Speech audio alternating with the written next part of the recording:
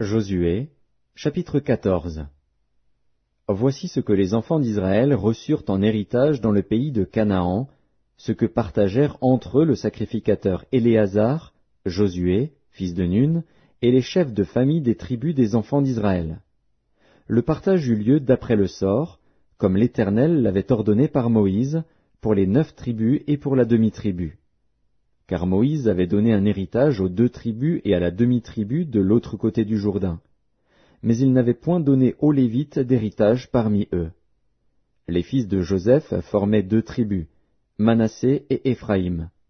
Et l'on ne donna point de part aux Lévites dans le pays, si ce n'est des villes pour habitation, et les banlieues pour leurs troupeaux et pour leurs biens.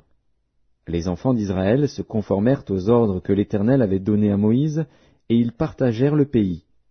Les fils de Juda s'approchèrent de Josué à Gilgal, et Caleb, fils de Jéphuné, le Kénizien, lui dit, « Tu sais ce que l'Éternel a déclaré à Moïse, homme de Dieu, au sujet de moi et au sujet de toi, à Kadès-Barnéa.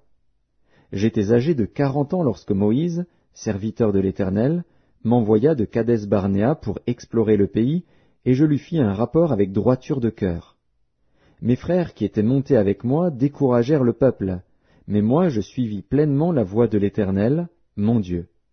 Et ce jour-là, Moïse jura, en disant, « Le pays que ton pied a foulé sera ton héritage à perpétuité, pour toi et pour tes enfants, parce que tu as pleinement suivi la voie de l'Éternel, mon Dieu. Maintenant voici, l'Éternel m'a fait vivre, comme il l'a dit. Il y a 45 ans que l'Éternel parlait ainsi à Moïse, lorsqu'Israël marchait dans le désert. Et maintenant voici, je suis âgé aujourd'hui de 85 ans. Je suis encore vigoureux comme au jour où Moïse m'envoya. J'ai autant de force que j'en avais alors, soit pour combattre, soit pour sortir et pour entrer. Donne-moi donc cette montagne dont l'Éternel a parlé dans ce temps-là, car tu as appris alors qu'il s'y trouve des Anakim, et qu'il y a des villes grandes et fortifiées.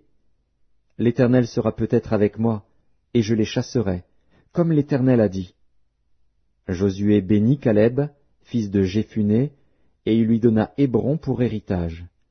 C'est ainsi que Caleb, fils de Jéphuné, le Kénizien, a eu jusqu'à ce jour Hébron pour héritage, parce qu'il avait pleinement suivi la voie de l'Éternel, le Dieu d'Israël. Hébron s'appelait autrefois Kirjat Arba.